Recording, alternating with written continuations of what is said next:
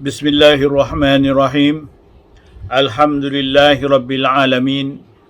Wassalatu wassalamu ala sayyidina Muhammad wa ala alihi wa sahbihi ajma'in. Allahumma arzuqna ya Rabbana fahman nabiyyin wa hifdzal mursalin wa ilhamal malaikatil muqarrabin fi afiyatin ya arhamar rahimin.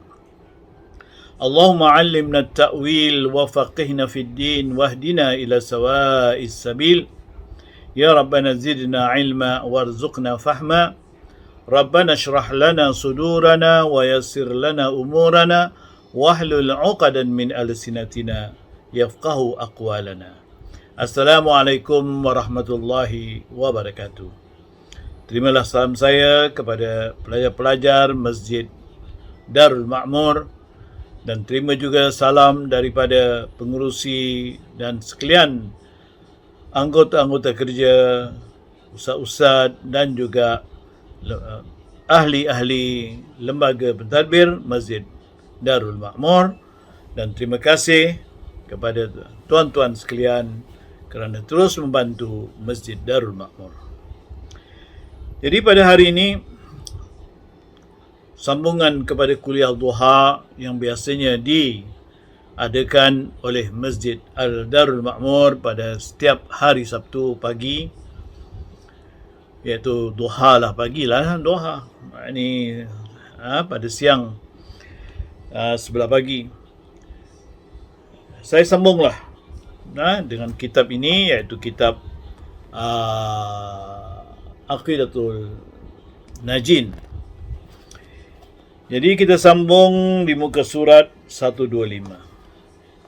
Di atas sekali atau paragraf yang bawah sikit. Dan yang kedua iaitu ilmu nazari, itu barang yang hasil dengan sebab nazar dan mengambil dalil, seperti mengetahui dengan wujud kudrat bagi Allah Ta'ala, dan iaitu mustahil atas Allah Ta'ala mustahil atas Allah Ta'ala maknanya lemah, kerana menyeru ia akan terdahulu jahil. Jadi ilmu, sebagaimana kita tahu, ilmu terbagi dua, kata pengarang di sini, iaitu satu dipanggil ilmu badahi, yang kedua ilmu nazari. Ilmu badihi atau ilmu nazari. Ilmu badihi iaitu ilmu yang mana didapati dengan tidak berfikir. Ini memang diketahuilah. Tak ada orang yang rasa ragu-ragu tentang ilmu itu. Itu seperti misalan angka 1 lebih kecil daripada angka 2, atau 1 ialah separuh daripada 2. Kalau 2 makna separuhnya 1. Itu semua orang tahu.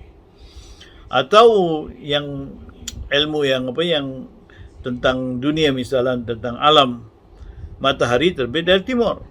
Ini semua tak payah berfikir, semua orang mengerti. Itu adalah makna ilmu badihi. Ilmu nazari ialah ilmu yang perlu kepada berfikir, ilmu yang perlu kepada merenung, ilmu kepada perlu memandang betul-betul kebenarannya dengan ada dalilnya, dengan pengetahuan yang mana asalnya tak tahu. Kalau badahi makna memang orang dah tahu, tapi ini asalnya tak tahu. Seperti misalan nak menetapkan kudratnya Allah Subhanahu Taala. Artinya nak menetapkan kudrat Allah Taala ada dalil. Kenapa Allah Taala mesti bersifat kudrat? Iaitu kerana kalau tidak ada kudrat, artinya Allah Taala akan lemah. Kalau lemah maknanya mustahil menjadi Tuhan.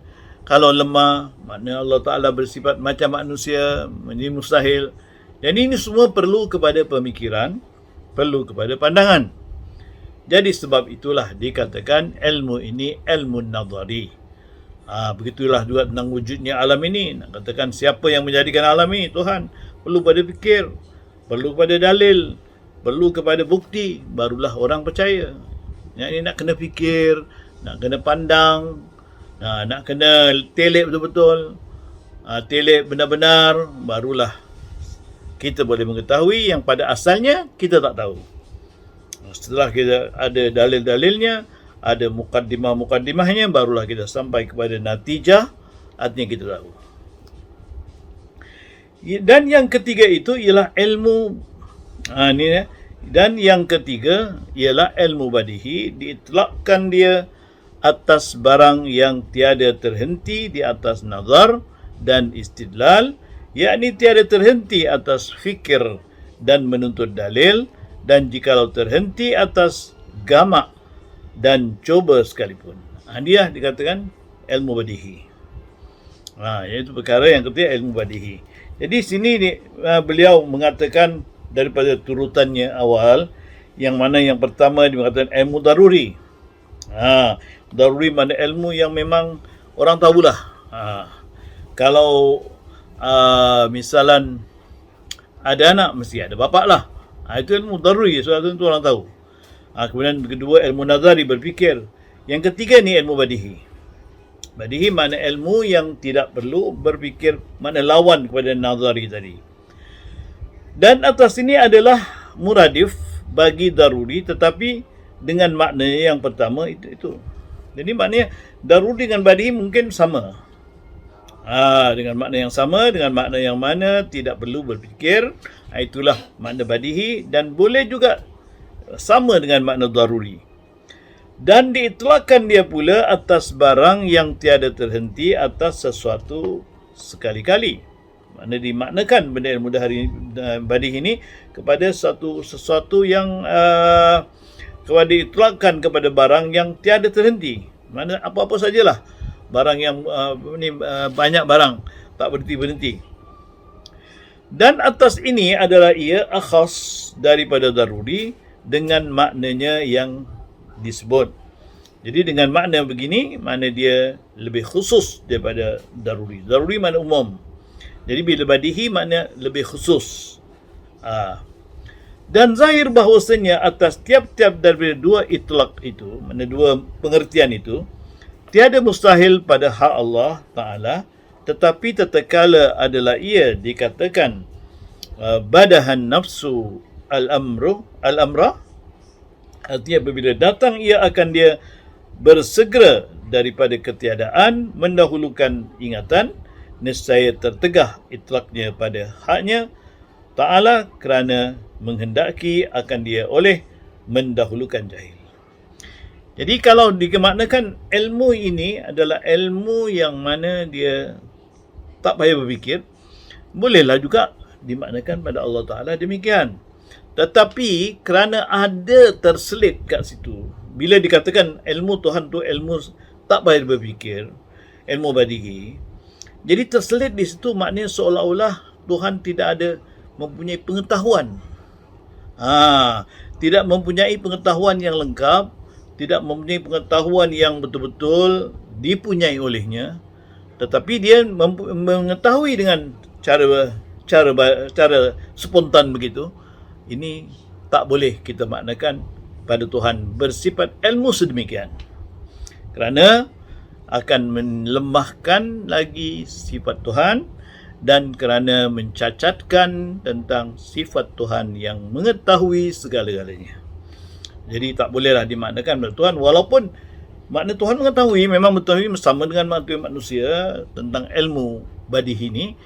Tetapi kerana kalau Tuhan ada ilmu ini, maknanya ilmu ini mengurangkan sifat Allah Ta'ala, oleh kerana itu tidak boleh diartikan Allah bersifat demikian. Dan yang keempat iaitu ilmu kasbi. Ilmu kasbi iaitu barang yang hasil dengan usaha, seperti lalu atas seorang itu oleh suatu, maka membuka ia akan dua matanya supaya melihat ia akan dia. Maka sesungguhnya berusaha ia dengan membukakan dua matanya bagi mengetahui dengan demikian itu, dan iaitu mustahil atas Allah Ta'ala kerana menyeru mendahulukan jahil. Ketiga jenis ilmu dipanggil ilmu kasbi. Jadi ilmu kasbi ini ilmu yang didapat oleh manusia dengan usaha. Umpamanya manusia dulu tak tahu 5 campur 5 10 lah. Jadi dengan usaha dia belajar, akhirnya dia tahu. Ilmu lebih lanjut lagi, ilmu membahagi yang mana ilmu membahagi, ilmu mendarab, ilmu menolak. Kira-kira semua itu, semua manusia berusaha mendapatkannya. Katakanlah orang nak membuat tukang, katakan nak buat kursi, dia nak cari ilmu membuat kursi ni, dia belajar. Setelah dia belajar, dia berlatih, lama-lama dia cekap, boleh membuat kursi, sebuah kursi. Jadi maknanya ilmu dia membuat kursi tadi dengan diusahakan. Itu dipanggil kasbi, ilmu dengan dia dapat. Seperti kita lah, misalnya tak tahu grammar. Apa dia grammar, verb, adverb, atau grammar subject, dan lain-lain lagi. Grammar. Tapi bila kita belajar, baru kita tahu. Itu dipanggil kasbi. Artinya, didahulukan oleh tidak tahu. Ini mustahil bagi Allah Ta'ala. Tak boleh. Jadi, tak boleh Allah Ta'ala jadi sama dengan manusia. Dan katanya, bima'lumimma, dan didatangkan dengan lafaz ma itu, kerana menunjukkan atas umum pada maklum, maka melengkapi ia akan sekalian maklum seperti barang yang terdahulu bandingannya. Jadi dalam kata-kata musannif atau pengarang tadi, dia mengatakan wa kadza yastahilu alaihi ta'ala al-jahlu wa ma fi ma'nahu bima'lumin ma. Jadi perkataan ma'lumin ma tadi menunjukkan bahawasanya iaitu mustahil atas Allah Ta'ala ada kejahilan, dan apa yang makna kejahilan, apa yang jenis makna kejahilan seperti lalai, leka yang kita sebutkan yang dulu, itu semua mustahil bagi Allah Ta'ala. Dan apa yang sebarang-barang yang boleh diketahui dengan cara jahil sebelumnya, ini semuanya mustahil. Jadi mata dia menunjukkan umum, apa-apa sajalah. Dan tiada tersembunyi bahawa sekalian maklum itu daripada sekalian yang wajib, dan sekalian yang mustahil, dan sekalian yang harus, yakni mustahil atas Allah Ta'ala, jahil atas sekalian perkara itu. Jadi benda yang diketahui tadi tak lari daripada diketahui dengan wajib seperti zat Allah, diketahui dengan mustahil seperti mustahil Allah tiada misalnya, dan yang harus, yang mana sifat-sifat yang harus. Semua ini diketahui Allah Ta'ala, tidak ada yang tersembunyi, tidak ada yang terlepas daripada Allah SWT. Khalaqal mauta wal haya. Jadi Allah Ta'ala yang menjadikan kehidupan, kematian dan kehidupan. Jadi kata musannif, wal mautu, yang ke-10 daripada yang mustahil atas Allah Ta'ala itu ialah lawan hayat, al-maut. Jadi kita sudah terangkan panjang lebar, iaitu mustahil Allah Ta'ala lemah, tidak ada kuasa, sedangkan wajib Allah Ta'ala sifat kudrat, kuasa. Dan mustahil Allah Ta'ala tidak berkehendak, artinya terpaksa. Semua itu mustahil.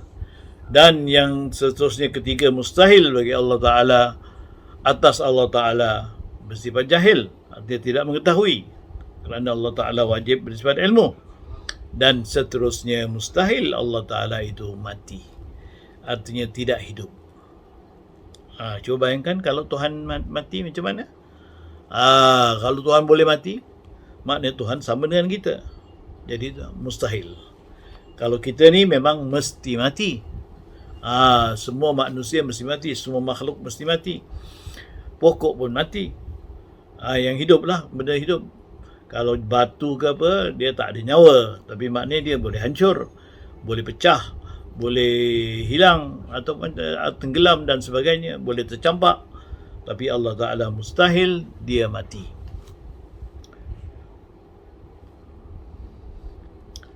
Dan erti mati itu pekerjaan yang wujudi, yang ia lawan hayat pada ahli sunnah. Jadi mengikut ahli sunnah, mati itu benda memang wujud. Makna perbuatan mati tadi ada, wujudi ada, mengikut Ahlussunnah, bukan makna tiada. Jadi ada pendapat lain, mungkin Mu'tazilah lah berpendapat mati itu tiada, atau ahli falsafah mengatakan mati itu tiada, tapi Ahlussunnah mengatakan mati itu memang wujud. Sebagaimana Allah Ta'ala cakap tadi, Allah Ta'ala lah yang menjadikan kehidupan dan kematian. Yuhyi wa yumit, Tuhan menghidupkan dan matikan. Maknanya bila menghidupkan ada benda hidup, bila matikan ada benda mati. Makna mati itu ada wujudi, makna benda ada. Dan adapun pada sisi Mu'tazilah, maka iaitu ketiadaan hidup daripada barang yang sya'annya, makna perkaranya, bahawa ada ia yang hidup. Pada Mu'tazilah pula, mati makna tiada hidup. Bila tiada hidup, makna tak ada. Gitu saja. Tak ada matilah. Sifat mati tu tak ada makna tiada. Mati tu makna tiada. Terus. Tapi bagi orang bagi ahli sunnah, mati tu satu perkara yang wujud, maknanya bila ada mati, makna adalah mati. Walaupun tak nampak lah. Tapi makna dengan wujud, makna maknawi. Dan bermula berlawanan antaranya dan antara hidup itu setengah daripada berlawanan diddain atau qaul ahli atas qaul ahli sunnah. Jadi mati lawannya hidup. Mana dua-dua berlawanan. Did maknanya lawan mati ialah hidup, lawan hidup ialah mati. Ini mengikut ahli sunnah. Dan dalil bagi ahli sunnah firman Allah Ta'ala, iaitu artinya menjadikan ia akan mati dan hidup. Iaitu khalaqal, sebenarnya tadi ayat tadi tu khalaqal mauta wal hayatu, maknanya kat sinilah patutnya. Kita tulis ini khalaqal mauta, Allah Ta'ala menjadikan maut, wal hayata. Khalaqal mauta wal hayata, itu dalam surah Mulk. Khalaqal mauta wal hayata liyabluwakum ayyukum ahsanu amala. Menjadi akan mati dan hidup, mana Allah Ta'ala yang jadikan. Sebagaimana Allah jadikan hidup, Allah jadikan mana hidup tu ada, mati tu ada. Kerana bahawa menjadi ia hanya saja bergantung ia dengan pekerjaan wujudi. Jadi bila kata Allah menjadikan, mana benda tu ada.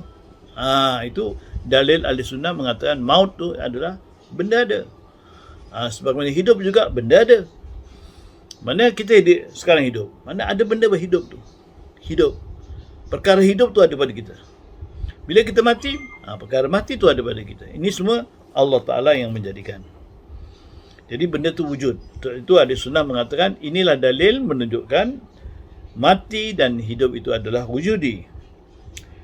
Dan wajib dan dijawab daripada jihah yang berkata dengan yang kedua, dengan bahawa murad dengan khalaqa itu takdir, dan iaitu seperti barang yang ada ia bagi wujudi, ada ia bagi adami. Dan sebagai satu jawapan, maknanya dari pihak yang berkata yang kedua dengan bahawa, mana maksud kedua dengan maksud khalaqa tu mencipta, dia dimaknakan sebagai takdir, mentakdirkan maut dan mentakdirkan hidup. Jadi kalau makna khalaqa mencipta, makna wujudi. Kalau makna khalaqa tadi makna mentakdirkan, artinya menentukan, pun makna wujudi. Kerana sesuatu yang ditentukan mesti ada. Kalau tak ada, dia tak tentukan. Jadi itulah makna pendapat ahli sunnah. Dan dijawab dari pihak ahli sunnah dengan bahawa khalaqa dengan makna takdir itu bukan makna hakiki tetapi makna majazi. Jadi makna khalaqa tu penciptaan. Tapi kalau dimaknakan dengan khalaqa tadi maknanya takdir, makna itu boleh juga diterima tapi sebagai majazi. Majazi maknanya bukan makna yang asal, tetapi dengan makna yang lain. Semajaz. Itu makna bukan makna asal. Maka kaedah tiap-tiap lafaz itu dijadikan ia bagi maknanya. Lafaz tadi ada maknanya. Sepatutnya makna yang asal, yang hakiki makna yang asal. tiada dipakai bagi maknanya yang majazi. Mana kalau ada hakiki dengan majazi, ambil yang hakiki. Kecuali tak ada lah. Kalau tak ada tu lain. Melainkan bahawa ada qarinah yang memalingkan menghendaki makna yang hakiki. Kecuali ada makna, ada qarinah, mana ada sebab nak maknakan tadi dimaknakan kepada majazi. Qarinah ni makna ada dalil. Dalil menunjukkan makna tadi diubah daripada makna asal kepada makna majazi. Ada qarinahnya. Mana ada satu perkataan yang berserta dengan itu boleh menyebabkan benda ni diubah. Ini kalau kita belajar balaghah tu, kita akan lebih lanjut itu kita tahulah. Maka pada ayat ini tiada qarinah yang hendak dipalingkan kepada makna majazi itu, maka tetaplah maknanya yang haki itu, iaitu menjadi, wallahu alam. Jadi bila makna khalaqa di sini, makna hakikinya makna mencipta, mengadakan atau menjadikan. Itu makna khalaqa. Jadi tak bolehlah dimaknakan lain. Kerana tak ada sebab. Itu qarinah tu tak ada sebab. Mengapa mesti dimaknakan kepada lain? Bila tak ada sebab, kita ambil yang hakiki. Ambil yang asal. Itulah dia. Jadi itulah dia perbahasan yang kita akan sambung lagi pada masa akan datang, insya-Allah. Sifat makna mustahilnya Allah Ta'ala bersifat mati. Makna mustahil Allah Ta'ala ada kematian pada Allah Ta'ala. Benda itu mustahil. Iaitu makna kita katakan mustahil Allah tiada, mustahil Allah Ta'ala ada pendahuluan, ada kesudahan, ada persamaan, ada beberapa keperluan kepada yang lain, ada bilangan.